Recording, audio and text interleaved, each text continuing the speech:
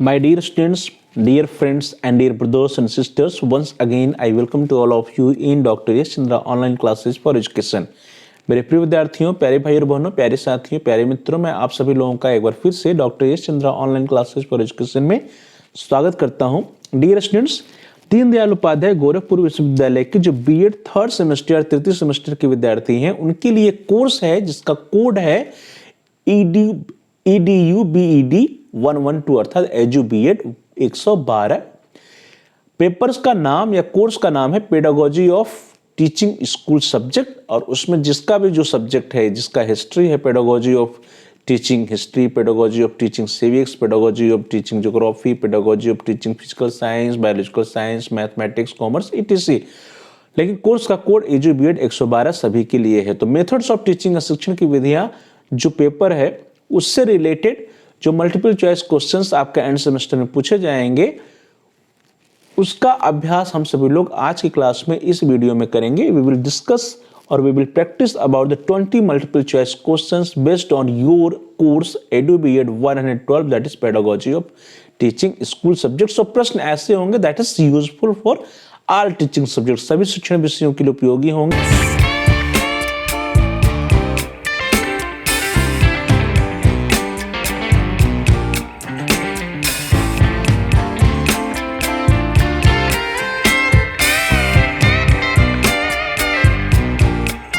को स्टार्ट करते हैं। Pedagogy of teaching school subject या शिक्षण की विधियां मेथड्स ऑफ टीचिंग से जो मल्टीपल चॉइस क्वेश्चंस बन सकते हैं और ऐसे प्रश्न जो कि सभी विषयों में पूछे जा सकते हैं, जो चाहे आपका विषय शिक्षण का विषय या पेडागोजी ऑफ टीचिंग कोई भी हो, उन प्रश्नों का हम अभ्यास आज की क्लास में करेंगे। The first question is on your screen. The question is who is the exponent of understanding level of teaching. बौद्ध स्तर के शिक्षण का प्रतिपादक कौन है? And your options are A Hunt, B Herbart, C Morrison and D Gilbert. तो dear students, बौद्ध स्तर के शिक्षण का प्रतिपादक कौन है? That is Morrison. So here the C option is the right option. Morrison is the exponent of understanding level of teaching. Understanding level of teaching या बौद्ध स्तर शिक्षण का प्रतिपादक कौन है? मॉरिसन है। नेक्स्ट क्वेश्चन, क्वेश्चन नंबर 2, प्रश्न संख्या 2। प्रश्न है what are the precautions in using reinforcement skill या पुनर्बलन कौशल के उपयोग में किन सावधानियों का हमें अपनाना चाहिए? कौन कौन से प्रिकॉशंस हमें लेने चाहिए? Your options are A avoidance of excessive use, आवश्यकता से अधिक उपयोग करने से बचना चाहिए। B selection of use of proper word, या रीइंफोर्समेंट या पुनर्बलन देने के लिए उचित शब्दों का चयन करना चाहिए। See it should be used for every students, सभी विद्यार्थियों, कक्षा में जितने विद्यार्थी हैं सभी विद्यार्थियों के लिए इसका उपयोग किया जाना चाहिए। And D is all of the above, या सभी। इस तरह से यहाँ पे जो तीनों ऑप्शन है, तीनों ऑप्शन सही हैं। So D option is the right option, all या सभी या all of the above. Now the next question, question number 3, प्रश्न संख्या 3। Question is how many components are there in basic teaching model. बुनियादी शिक्षण प्रतिमान में कुल कितने कंपोनेंट हैं, घटक होते हैं? And your options are 2, 3, 4, 5, 2, 3, 4 and 5। And right answer is 4।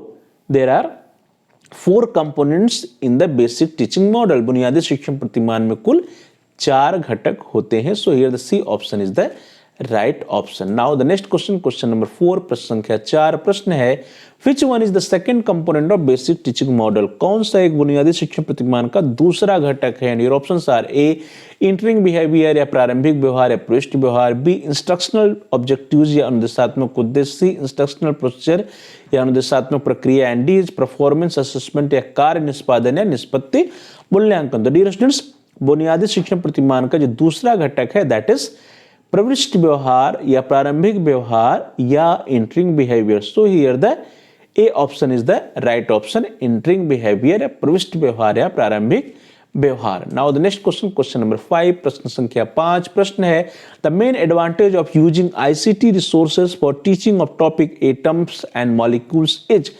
परमाणु और अणु प्रकरण की शिक्षण में आईसीटी संसाधनों के उपयोग करने का मुख्य लाभ क्या होता है? तो आपका जो टॉपिक है एटम और मॉलिक्यूल, उसको लिया आपने और आईसीटी का प्रयोग किया पढ़ाने में, उसी से रिलेटेड प्रश्न है, उससे क्या लाभ मिलेंगे आपको?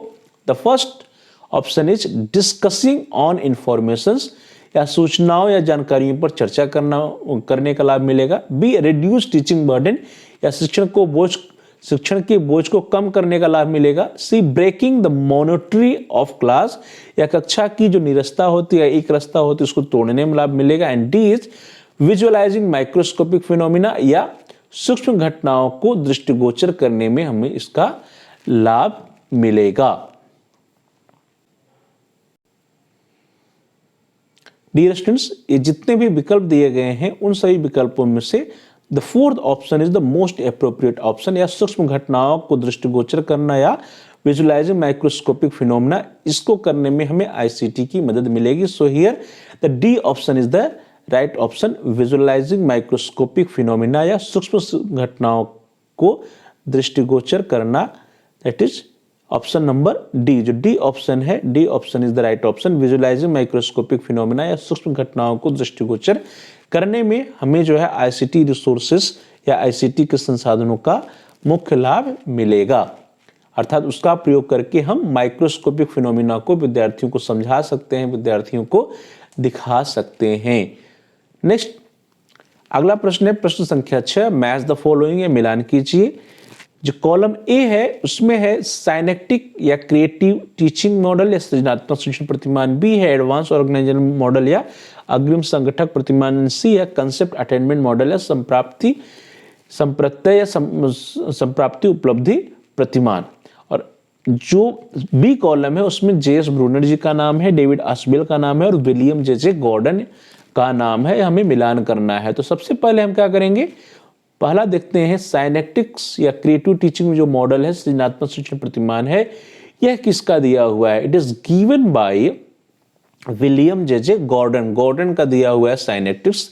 एडवांस ऑर्गेनाइजर मॉडल या अग्रिम संगठन प्रतिमान is given by David Ausubel and concept attainment model संप्राप्ति उपलब्धि प्रतिमान जो है that is given by JS Bruner. So in this way here the right option should be और right series should be third, second and first. तो यहाँ पे जितने विकल्प दिए गए उसमें हम देखते हैं जिस किस्म थर्ड, सेकेंड और फर्स्ट दिया है। तो यहाँ पे सी में जो सी ऑप्शन है उसमें पहले का थर्ड, दूसरे का सेकेंड, तीसरे का फर्स्ट दिया है। So here the C option is the right option. Now the next question, question number 7, प्रश्न संख्या 7। प्रश्न है according to the NCF 2005 What are the main objectives of teaching science in the school? NCF 2005 के अनुसार school में विज्ञान पढ़ाने के मुख्य उद्देश्य क्या हैं? Options are A, science is important because it gives us meaningful knowledge about many things which is related to our lives, अर्थात विज्ञान महत्वपूर्ण है क्योंकि यह हमें कई ऐसी चीजों के बारे में सार्थक ज्ञान देता है जो हमारे जीवन से संबंधित होती हैं। B is science is a logic behind the facts, so making knowledge conceptual is an aim of teaching science in the school। विज्ञान तथ्यों के पीछे का एक तर्क होता है, इसलिए स्कूल में विज्ञान पढ़ाने का उद्देश्य ज्ञान को वैचारिक बनाना होता है। Now the next one is, जो अगला ऑप्शन है C option is science is a combination of all subjects thus teaching science is much more important. विज्ञान सभी विषयों का एक कॉम्बिनेशन है, संयोजन है, इसलिए विज्ञान पढ़ाना बहुत अधिक महत्वपूर्ण है। And D is all of the above या उपयुक्त सभी। तो डियर स्टूडेंट्स, एनसीएफ 2005 के अनुसार स्कूल में विज्ञान पढ़ाने के जो प्रमुख उद्देश्य हैं उसमें पहला जो है science is important because it gives us meaningful knowledge about many things which is related to our life. ये सही है, विज्ञान महत्वपूर्ण है क्योंकि हमें कई चीजों के बारे में सार्थक ज्ञान देता है जो हमारे जीवन से संबंधित है। B is science is a logic behind the facts, so making knowledge conceptual is an aim of teaching science in the school. विज्ञान तथ्यों के पीछे एक तर्क है, इसलिए स्कूल में विज्ञान पढ़ाने के उद्देश्य ज्ञान को वैचारिक बनाना, ये भी सही है। And C is science is combination of all the subjects thus teaching science is much more important. विज्ञान सभी विषयों का एक संयोजन है, इसलिए विज्ञान पढ़ाना बहुत अधिक महत्वपूर्ण है, that is also right. So in this way here the D option is the right option, उपयुक्त सभी या all of the above. Now the next question, question number 8, प्रश्न संख्या 8। प्रश्न है हाउ मेनी स्टेजेस और how many levels of teaching are there. शिक्षण के कुल कितने स्तर होते हैं, शिक्षण कुल कितने चर होते हैं। Options are 2, 3, 4 and 5। तो dear students, there are 3 stages और 3 लेवल्स ऑफ टीचिंग। शिक्षण के कुल 3 प्रतिमान होते हैं या 3 स्तर होते हैं। So here the B option is the right option 3। Now the next question, question number 9, प्रश्न संख्या 9, प्रश्न है a teacher encourages her learners in a fun activity before beginning a new lesson. The purpose of this activity is to, एक शिक्षक नया पाठ शुरू करने के पहले अपने शिक्षार्थियों को एक मजेदार गतिविधियों में प्रोत्साहित करता है। इस गतिविधि का उद्देश्य है a teacher encourages his or her learner, it may be male teacher or female teacher, so we can write his or her learner in a fun activity before a new lesson. The purpose of this activity is to, अर्थात एक शिक्षक जो है पढ़ाने के पहले क्या करता है, एक फन एक्टिविटी विद्यार्थियों के साथ करता है, एक मजेदार गतिविधि करता है। इस गतिविधि कराने का उद्देश्य क्या होता है? एक शिक्षक नया पाठ शुरू करने से पहले अपने शिक्षार्थियों को मजेदार गतिविधि में प्रोत्साहित करता है। इस गतिविधि के क्या उद्देश्य हैं? Your options are A, reduce the workload of the teacher, शिक्षक का कार्यभार कम करना, B discipline the learners before the lesson, पाठ से पहले शिक्षार्थियों को अनुशासित करना, C motivate and energise the learners, शिक्षार्थियों को प्रेरित और सक्रिय करना, and D divert the attention of the learner, या शिक्षार्थियों का ध्यान भटकाना। तो डियर स्टूडेंट्स, जब हम क्लास में जाते हैं और क्लास को स्टार्ट करते हैं, उससे पहले जो क्लास का जो माहौल होता है उसको हल्का करना चाहिए। उसके लिए हम कोई मजेदार गतिविधि या फन एक्टिविटीज करा सकते हैं, और इससे क्या होता है, विद्यार्थी मोटिवेट होते हैं, पढ़ने के लिए तैयार होते हैं, पढ़ने के लिए वे एनर्जाइज्ड हो जाते हैं। So in this way here the C option, motivate and energise the learner, या शिक्षार्थियों को प्रेरित और सक्रिय करना उद्देश्य है, is the right option. So here the C option is the right option, motivate and energise the learners, शिक्षार्थियों को प्रेरित और सक्रिय करना। Next question, now the question number 10, प्रश्न संख्या 10, that is on your screen. The question is meaning of teaching skill is, शिक्षण कौशल का तात्पर्य है, and your options are A teaching behaviour, या शिक्षक का टीचर बिहेवियर या शिक्षक का व्यवहार, बी है टीचिंग बिहेवियर या शिक्षण व्यवहार, सी है टीचर एक्शन या शिक्षण क्रिया, एंड डी है सेट ऑफ बिहेवियरल पैटर्न या व्यवहार पद्धतियों का समूह। तो जो टीचिंग स्किल होता है, जो शिक्षण कौशल है, शिक्षक का व्यवहार नहीं है, शिक्षण का व्यवहार नहीं, शिक्षक क्रिया नहीं, बल्कि एक बिहेवियर पैटर्न का सेट होता है, व्यवहार पद्धतियों का एक समूह होता है, और उसी समूह को हम शिक्षण कौशल या टीचिंग स्किल कहते हैं। So in this way here the D option is the right option, set of behaviour pattern या व्यवहार पद्धतियों का समूह। नाउ द नेक्स्ट क्वेश्चन, क्वेश्चन नंबर 11, प्रश्न संख्या 11, प्रश्न है which type of evaluation work is done when the curriculum and teaching work is in progress, अर्थात जब पाठ्यक्रम और शिक्षण कार्य प्रगति पर हो, अर्थात शिक्षण कार्य चल रहा हो, तो किस प्रकार का मूल्यांकन कार्य किया जाता है। मीन्स जो करिकुलम है या पाठ्यक्रम है विद्यार्थियों का, वो चल रहा हो, शिक्षण कार्य चल रहा हो, कोर्स कंप्लीट नहीं हो, जो हम पढ़ा रहे हो, और उस समय जब मूल्यांकन करते हैं तो किस प्रकार का मूल्यांकन होता है। Options are A diagnostic evaluation या निदानात्मक मूल्यांकन, बी फॉर्मेटिव इवैल्यूएशन या निर्माणात्मक मूल्यांकन, सी समेटिव इवैल्यूएशन या संकलात्मक मूल्यांकन, and D is placement evaluation या स्थापन मूल्यांकन। तो दोस्तों, जब पाठ्यक्रम और शिक्षण कार्य प्रगति पर होता है और ऐसे समय में हम जो मूल्यांकन करते हैं वो विद्यार्थियों में सुधार लाने के लिए करते हैं। So this type of evaluation is known as formative evaluation, निर्माणात्मक मूल्यांकन। तो निर्माणात्मक मूल्यांकन या फॉर्मेटिव इवैल्यूएशन है, that is the B option is the right option. जब पाठ्यक्रम शिक्षण कार्य प्रगति पर होता है तो हम निर्माणात्मक मूल्यांकन या फॉर्मेटिव असेसमेंट या फॉर्मेटिव इवैल्यूएशन करते हैं। So B option is the right option. Now the next question, question number 12, प्रश्न संख्या 12, प्रश्न है who is the exponent of memory level of teaching, स्मृति स्तर के शिक्षण का प्रतिपादक कौन है। Options are A Robert Mager, B Herbert, C Morrison, and D Gilbert. तो डियर स्टूडेंट्स, स्मृति स्तर के शिक्षण का जो प्रतिपादक है, that's name is Herbert. Herbert साहब जो है वो स्मृति स्तर के शिक्षण के प्रतिपादक हैं। So here the B option, that is Herbert is the right option. Herbert is the exponent of memory level of teaching. So B option is the right option. Now the next question, question number 13, प्रश्न संख्या 13, प्रश्न है Who coined the terms formative evaluation या निदानात्मक मूल्यांकन शब्द किसने दिया, किसने कॉइन किया है। ऑप्शंस आर ए क्रॉनबैक ने, बी बीएस ब्लूम ने, सी माइकल स्क्रीवन ने, and D by it is given by Erwin or coined by Erwin. Here the C option is the right option, Michael Scriven. The formative evaluation or summative evaluation coined by the the terms formative evaluation as well as summative evaluation is coined by the Michael Scriven. So here the C option is the right option, Michael Scriven. Michael Scriven coined the terms formative and summative evaluation in 1967, अर्थात 1967 में Michael Scriven ने निदानात्मक मूल्यांकन शब्द को दिया था या उसको क्वाइन किया था। अगला प्रश्न है क्वेश्चन नंबर 14, प्रश्न संख्या 14। प्रश्न है the teacher centred method is शिक्षक केंद्रित विधि है। यानी option are A project method या परियोजना विधि, बी है लेक्चर मेथड या व्याख्यान विधि, सी है ह्यूरिस्टिक मेथड या खोज विधि, एंड डी है डिस्कशन मेथड या विमर्श विधि। तो dear students here the question is which method is teacher centred या शिक्षक केंद्रित। तो परियोजना जो है उसमें विद्यार्थी एक्टिव होता है, खोज में भी विद्यार्थी एक्टिव होता है, डिस्कशन में भी विद्यार्थी एक्टिव होते हैं, but in the lecture method it is a purely teacher centered method. So here the B option is the right option, lecture method. Now the next question, question number 15, प्रश्न संख्या 15। प्रश्न है which of the following is an evaluation technique। निम्नलिखित में से कौन एक जो है मूल्यांकन की तकनीक है।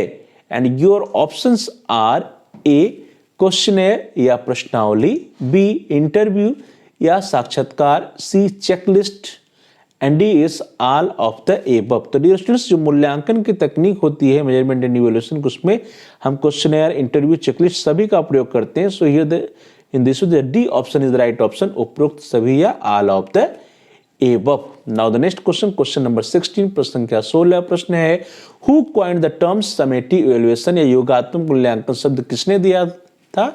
योर ऑप्शंस आर क्रोनबैक ने, बी.एस. ब्लूम ने, माइकल स्क्रीवन ने एंड एरविन ने। तो dear students as in the earlier questions we have discussed that the summative evaluation as well as formative evaluation term is coined by Michael Scriven. So here the C option is the right option, Michael Scriven. Michael Scriven coined the terms formative as well as summative evaluation in 1967. Now we will move towards the question number 17। हम लोग question number 17 देखते हैं। प्रश्न है which of the following is the quality of a good test। निम्नलिखित में से कौन एक अच्छे परीक्षण की विशेषता है। और ऑप्शंस आर ए वैलिडिटी और वैधता, बी रिलायबिलिटी और विश्वसनीयता, सी ऑब्जेक्टिविटी और वस्तुनिष्ठता, and D is the all of the above या उपरोक्त सभी। तो dear students the quality of good test या एक अच्छे परीक्षण की जो विशेषता है, in that characteristics, in that quality, validity is very important, वैधता बहुत महत्वपूर्ण है, वैधता होना चाहिए, रिलायबिलिटी इज आल्सो इंपॉर्टेंट, विश्वसनीयता भी होना चाहिए, and objectivity is also important.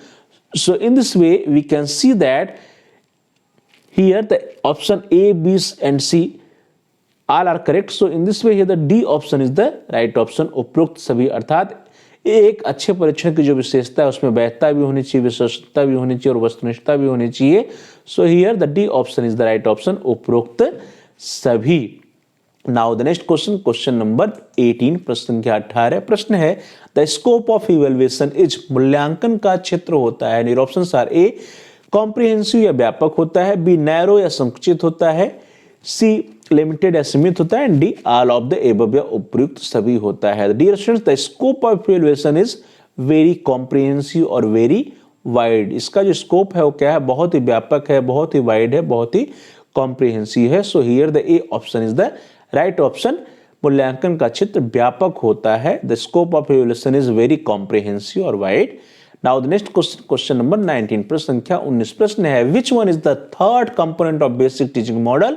और कौन सा एक बुनियादी शिक्षण प्रतिमान का तीसरा घटक है। Options are A entering behaviour या प्रविष्टि व्यवहार, बी इंस्ट्रक्शनल ऑब्जेक्टिव्स या अनुदेशात्मक व्यवहार उद्देश्य, एंड सी इंस्ट्रक्शनल प्रोसीजर या अनुदेशात्मक प्रक्रिया, and D is performance assessment या कार्य निष्पादन या निष्पत्ति का मूल्यांकन करना। तो डियर स्टूडेंट्स जो बुनियादी शिक्षण प्रतिमान है उसका जो तीसरा घटक है, थर्ड कंपोनेंट है, दैट इज अनुदेशात्मक प्रक्रिया और instructional procedure. So here the C option is the right option, instructional procedure या अनुदेशात्मक प्रक्रिया। Now the next question, question number 20, प्रश्न संख्या 20। प्रश्न है evaluation assumes a purpose or an idea of what is good or desirable from the standpoint of the individual or society or both. This statement is given by। मूल्यांकन में व्यक्ति या समाज या दोनों के दृष्टि से जो अच्छा हो अथवा वांछनीय हो उन्हें मानकर चला जाता है। यह कथन किसने दिया है। एंड योर ऑप्शंस आर, आपके जो विकल्प हैं, A Remmers and Gage, B Kothari commission, C Adams and D Kerlinger. तो रेमर्स एंड गेज ने दिया है, कोठारी आयोग ने दिया है, एडम्स ने दिया या करलिंगर ने दिया है, ये प्रश्न है। तो डियर स्टूडेंट्स, जो ये आप इवैल्यूएशन की डिफिनीशंस अपने स्क्रीन पर देख रहे हैं, वो डिफिनीशन कहता है कि evaluation assumes a purpose or an idea of what is good or desirable from the standpoint of individual or society or both. अर्थात मूल्यांकन में व्यक्ति या समाज या दोनों के दृष्टि से जो अच्छा है अथवा वांछनीय है उनको मान करके चला जाता है। तो यह कथन किसने दिया है, ये प्रश्न है। तो dear students, this statement is given by Remmers and Gage. So here the A option is the right option, Remmers and Gage. Remmers and Gage ने कहा कि मूल्यांकन में व्यक्ति या समाज या दोनों की दृष्टि से जो अच्छा अथवा वांछनीय है उनको मानकर चला जाता है। तो dear students, in this way here the A option is the right option. अब हम लोगों ने जो आपका कोर्स है edu B Ed 112 pedagogy of teaching school subject या शिक्षण की विधियां, उसके अंतर्गत जो प्रश्न आ सकते हैं मल्टीपल चॉइस क्वेश्चंस, उसका हम सभी लोगों ने उसमें से 20 प्रश्नों का अभ्यास किया। Thanks for watching, thanks to all of you. Please like share and comment on the video. Dear students, आप इस वीडियो को लाइक कीजिए और साथ साथ इस वीडियो को अपने फ्रेंड सर्कल में शेयर कीजिए, जिससे कि वे भी इस वीडियो का लाभ उठा सकें। और साथ ही साथ आप इस वीडियो पे कमेंट्स भी कर सकते हैं। कमेंट के द्वारा यदि आपका कोई बहुमूल्य सुझाव है या कोई प्रश्न है या कोई समस्या है तो आप हम तक पहुंचाइए, शेयर कीजिए। हम आपके प्रश्नों का उत्तर देने का प्रयास करेंगे, आपकी समस्याओं का समाधान करने का प्रयास करेंगे और साथ ही साथ जो भी आपके वैल्यूएबल सजेशंस होंगे उन सुझावों पर अनुपालन भी करने का प्रयास करेंगे। So dear students, please like share and comment on the video, also subscribe the channel. आप सभी प्यारे भाई और बहनों में से जिन लोगों ने अभी तक चैनल को सब्सक्राइब नहीं किया है, कृपया आप चैनल को सब्सक्राइब कर लीजिए और साथ ही साथ जहां पर सब्सक्राइब लिखा है उसके बगल में घंटी का आकार है, बेल का आइकन, उसको प्रेस कीजिए। उसको दबाने पर कुछ ऑप्शंस आते हैं, उसमें से आप ऑल के ऑप्शन को सिलेक्ट कर लीजिए। इससे यह होगा कि आपके कोर्स से रिलेटेड जितने भी नए एजुकेशनल वीडियोज आएंगी उसकी नोटिफिकेशन, उसकी सूचना आपको समय से मिल जाएगी और आपका कोई भी वीडियो मिस नहीं होगा। तो dear students, please like share and comment on the video, also subscribe the channel and press the bell icon all. आप सभी का बहुत बहुत धन्यवाद। अगली क्लास में हम मिलते हैं अन्य कुछ मल्टीपल चॉइस क्वेश्चंस को लेकर के लिए। तब तक का आप सभी लोगों को बहुत बहुत धन्यवाद। Thanks for watching, thanks to all of you.